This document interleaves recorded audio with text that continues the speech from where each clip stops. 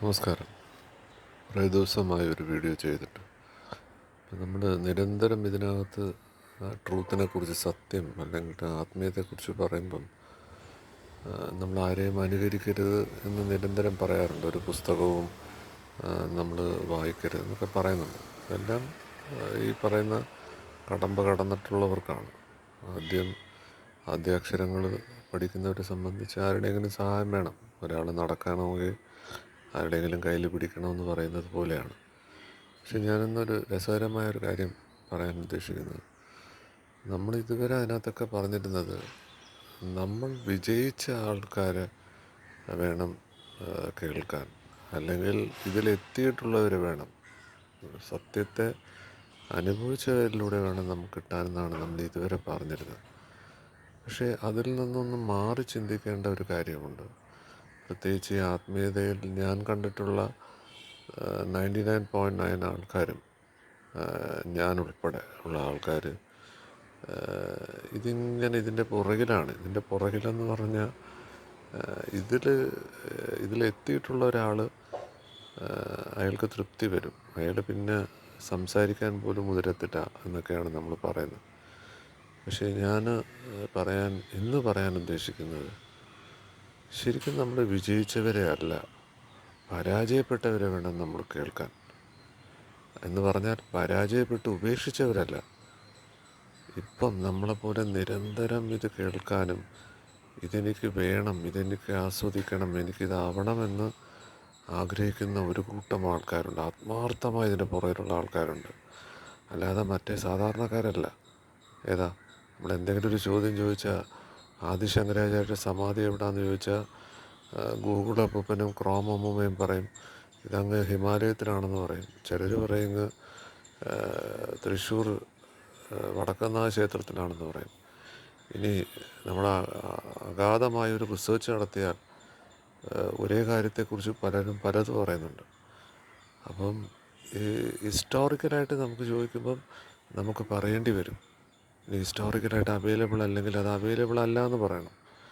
പക്ഷേ പലപ്പോഴും ചോദ്യം ചോദിക്കുമ്പം ചോദിക്കുന്ന ആളിനെ ഒരുമാതിരി കൊച്ചാക്കുന്ന ഒരു പരുവമാണ് ഇതിനകത്തുള്ളത്. അപ്പം ഇതിനകത്തതല്ല.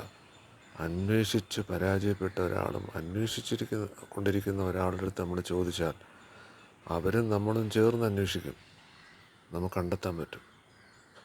ഉദാഹരണത്തിന്, ഒരാൾ പറയുകയാണ് നിങ്ങൾ സിഗരറ്റ് വലിക്കരുത്, വെള്ളം ഓടിക്കരുത്, വെണ്ണം ഓടിക്കരുതെന്ന് പറഞ്ഞാൽ, എന്നിട്ട് അയാൾ പറയുകയാണ് ഞാൻ ശ്രമിച്ചുകൊണ്ടിരിക്കുകയാണ്, ഞാനിപ്പോഴും മദ്യപിക്കുകയാണ്, സിഗരറ്റ് വലിക്കുകയാണ്, വെണ്ണം ഓടിക്കുക എന്ന് പറഞ്ഞാൽ അയാളെ കൊണ്ട് ഉപേക്ഷിക്കാൻ പറ്റുന്നില്ലെങ്കിൽ അയാളെ കേൾക്കുന്നതിൽ എന്താ തെറ്റ്?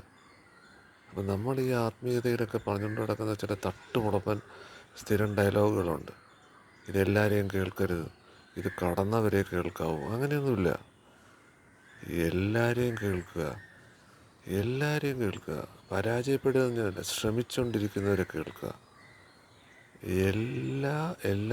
എല്ലാത്തിലും, അതായത് നമ്മുടെ അവസാനത്തെ ചോദ്യങ്ങൾ വരെ തീരുന്ന ഒരു അവസ്ഥയുണ്ട്. അപ്പോഴാണ് ശരിക്കും നമുക്ക് ഇവർ പറയുന്ന സർവജ്ഞ പീഠം, അല്ലെങ്കിൽ ഇന്ന് യൂണിവേഴ്സിറ്റികൾ പറയുന്ന ഏറ്റവും വലിയ ഡിഗ്രി, ആ ഡിഗ്രി അവർ അവാർഡ് ചെയ്യുമ്പം നമുക്ക് വളരെ രസകരമാണ്. എന്തോന്ന് പറയുന്ന ഒരു അവസാനം പബ്ലിക്കുമായിട്ടൊരു ഇൻട്രാക്ഷനുണ്ട്. പബ്ലിക്ക് നമ്മളെ കുറേ ചോദ്യങ്ങൾ ചോദിക്കും, നമ്മളതിന് ഉത്തരം പറയണം. അപ്പം അതെല്ലാം ഉത്തരം പറഞ്ഞു കഴിഞ്ഞാൽ ഇവർ പറയും, നിങ്ങൾക്ക് അവാർഡ് ചെയ്തിരിക്കുന്നു ഈ യൂണിവേഴ്സിറ്റിയിലെ ഏറ്റവും വലിയ ഡിഗ്രി. എന്താണ് ഡിഗ്രി? Doctorate of ഫിലോസഫിയാണ്. സത്യം കണ്ടെത്തിയതിനുള്ള ഡിഗ്രിയാണ്. അപ്പം ഇതാണ് ആക്ച്വലി യാത്ര. ഇതിലെത്രയോ പരാജയപ്പെട്ടവരുണ്ട്. ഒരു യൂണിവേഴ്സിറ്റിയിൽ PhD കിട്ടുന്ന എത്ര പേരുണ്ട്? ഇന്ന് PhD എന്ന് പറഞ്ഞാൽ ഈ മുറുക്കാൻ കടയിലും തട്ടുകടയിലും ഒക്കെ ചായ 5 രൂപ കൊടുത്താൽ കിട്ടുന്നത് പോലെ 5 ലക്ഷം രൂപ കൊടുത്താൽ കിട്ടും, അല്ലെങ്കിൽ 10 ലക്ഷം രൂപ കിട്ടും. ആ PhD അല്ല ഞാൻ പറയുന്നത്. ഇത് സത്യത്തിൽ ഇതെടുത്തിട്ടുള്ള ഒരാൾ, അല്ലെങ്കിൽ മര്യാദയ്ക്ക് പരീക്ഷ പഠിച്ച് പാസ്സായിട്ടുള്ള ഒരാൾ, അയാൾക്ക് ഈ സത്യം എന്നല്ല, ലോകത്തെ എല്ലാ സത്യവും തിരിച്ചറിയാൻ പറ്റും. ഇത് അവനവനെ തിരിച്ചറിയുക എന്നുള്ളതാണ്. ഈ യാത്രയിൽ നമ്മൾ ആരെയും സഹായിക്കരുത്, ആരെയും കേൾക്കരുത് എന്ന് പറയാൻ ശുദ്ധ മണ്ടത്തരമാണ്. അതാണ് ഏറ്റവും വലിയ വിവരക്കേട്. ഇവർ പറയത്തില്ല. ഇവർ പറയുന്നത് നിഗൂഢമാണ്, പിന്നെ എന്തോന്ന് ഈസോർട്ടിക്കാണ്. പിന്നെ നമുക്ക് മനസ്സിലാവാത്ത സംസ്കൃതം പറയും.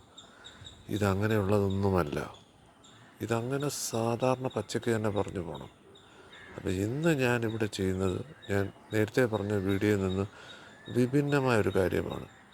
വിജയിച്ച് കടന്നവരെ കേൾക്കുന്നതിനേക്കാളും പരാജയപ്പെട്ട് ശ്രമിച്ചുകൊണ്ടിരിക്കുന്നവരെ കൂടെയും അവരെയും കേട്ടാൽ നമുക്ക് ഒരുമിച്ച് മൂവ് ചെയ്യാം. Okay, thank you.